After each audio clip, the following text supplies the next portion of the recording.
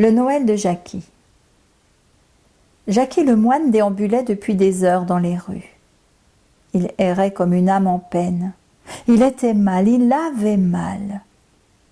Il venait d'apprendre la nouvelle. Était-ce par son compagnon de rue, Fabrice? Par des passants? Par la une des journaux affichés en devanture du bureau de tabac? Il ne savait plus. En fait, peu importait la manière dont il avait découvert cette affreuse nouvelle, l'impensable était arrivé. Il souleva la manche de son vêtement et regarda son tatouage sur son bras. Non, son idole ne pouvait pas mourir. Son visage était gravé à jamais sur sa peau. L'encre avait pénétré tous ses tissus, toutes ses cellules. Il était lui. Il en était imbibé. Tout le monde lui trouvait une ressemblance, d'ailleurs, et il en jouait. Avant, il avait tous ses disques. Il avait même une pièce qui lui était consacrée, rien que pour son idole de rocker, avec des posters, des objets divers à son effigie, des reliques. Jacky portait le même prénom que son chanteur préféré. Jacky John, une star, non, un dieu. Qui n'aimait pas Jacky John? Qui n'avait jamais chanté ses chansons? Qui n'avait pas connu son conjoint sur l'un de ses slows?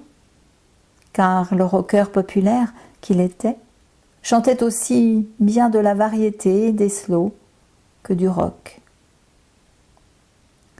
Jacky avait d'ailleurs rencontré sa femme sur l'une de ses chansons. Le célibataire endurci avait enfin rencontré celle qui avait fait chavirer son cœur. La magie des chansons du rocker. Il était heureux à l'époque. Il travaillait comme électricien. Sa femme faisait quelques ménages au Black. Ils avaient un petit appartement plutôt coquet, avec sa pièce, lieu de culte. Même sa femme n'avait pas le droit d'y entrer. Tant pis pour la poussière. Et puis, il y a eu le drame, l'horreur. Alors qu'il était au travail, un incendie a embrasé l'immeuble. Tout est parti en peu de temps. Sa femme, les meubles, toutes leurs affaires et les reliques de Jacky John. Il ne restait plus rien. En y repensant, un frisson parcourut son dos. C'est fou, comme en peu de temps, tout pouvait basculer. Il avait tout perdu.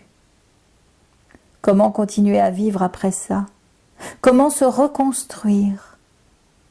La rue, l'alcool, la perte de son emploi, la chute. Cela faisait 10 ans qu'il vivait d'aumône. Heureusement, son Dieu gravé sur sa peau veillait sur lui. Sa ressemblance avec son idole provoquait à la fois jalousie et admiration.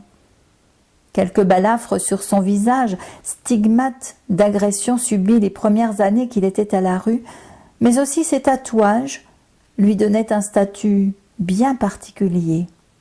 On ne le cherchait plus.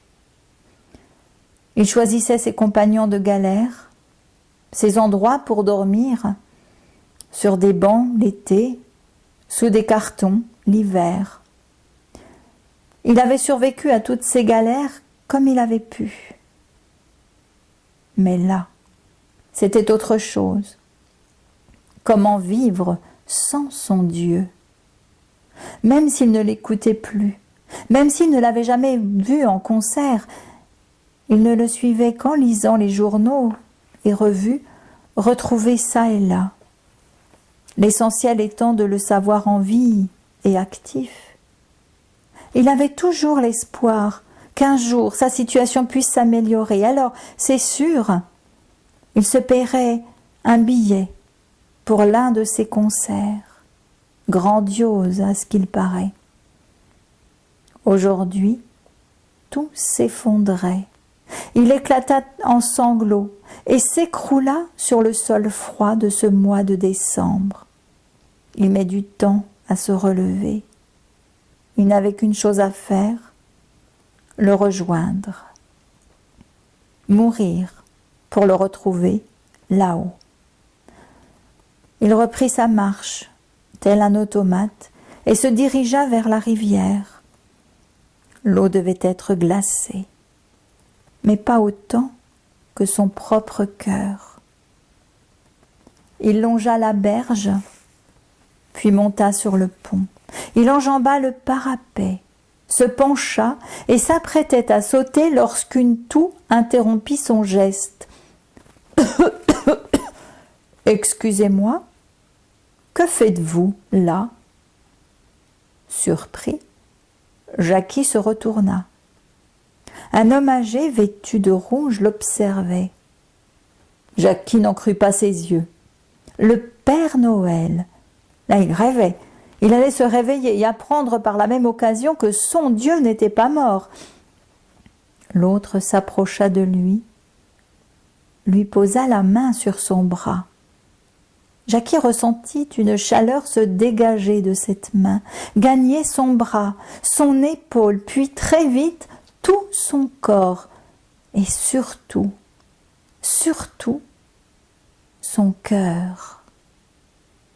Lui qui avait toujours été anticonformiste, lui qui n'avait jamais vraiment fêté Noël, il se retrouvait envahi par quelque chose d'inexplicable, par le seul contact du vieux vêtu de rouge. L'enveloppant de son doux regard, ce dernier reprit. « Je suis lasse, je suis vieux, j'ai besoin d'un remplaçant. » Jacky restait toujours sans voix. D'ailleurs, que pouvait-il répondre à cela? L'autre continua. « Je suis certain que ce rôle vous irait à merveille. » Des sons sortirent enfin de la bouche de Jacky. Il balança comme s'il était muni d'une mitraillette. « Qui êtes-vous? Que me voulez-vous? Laissez-moi tranquille. Je veux en finir. Je n'ai plus rien à faire dans ce bas monde. Je n'en peux plus. Foutez le camp, vous m'entendez? Foutez le camp et laissez-moi en finir. » Le vieil homme souriait. La colère montait en Jacky. Mais ce sentiment était-il dirigé contre cet intrus ou contre lui-même? Je sais tout ça, et croyez-moi si vous voulez, je vous comprends. Je suis passé par là. Cela fait... attendez, je réfléchis.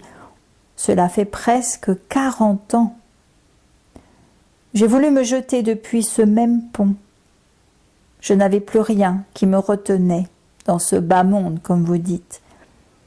Mais un vieux monsieur vêtu de rouge m'a arrêté dans mon geste et m'a donné la mission que je souhaiterais à mon tour vous transmettre, comme une passation de pouvoir, si vous voulez. Jacky éclata de rire. Jamais il n'avait entendu pareille idiotie. Il était victime d'une farce. Des caméras étaient sans doute en train de le filmer. Il portait son regard tout autour de lui à la recherche de personnes applaudissantes et riant, comme il avait pu le voir dans des émissions par le passé, quand il avait encore son appartement et un poste de télévision. Mais rien de tel ne se produisit. Il ne comprenait pas ce qui lui arrivait. Le vieux monsieur l'observait. L'homme descendit du parapet comme hypnotisé. L'autre sortit de sa hotte, un costume rouge, et lui tendit. Sans se poser de questions, Jacky l'enfila. Il lui allait comme un gant. À peine l'eut-il sur le dos qu'il se sentit chargé d'une mission, apporter du rêve et du bonheur. Jamais il n'avait ressenti cela par le passé. Il ne savait même pas que ce sentiment pouvait exister. Tout prit sens pour lui à ce moment, comme une révélation. Fièrement, il déambula dans les rues. Il croisa quelques bambins, fous de joie, qui s'exclamèrent, des étoiles dans les yeux. « Maman, regarde, le Père Noël !» Les enfants coururent jusqu'à lui, les bras ouverts, en quête d'un câlin du vieux monsieur rouge. Quel bonheur pour Jacky que cette mission. Il se sentait, pour la première fois de sa vie, important, mais surtout vivant. Il leva les yeux au ciel, fixant son regard vers une petite étoile plus scintillante que les autres. Il sourit et lui fit un clin d'œil en guise de remerciement.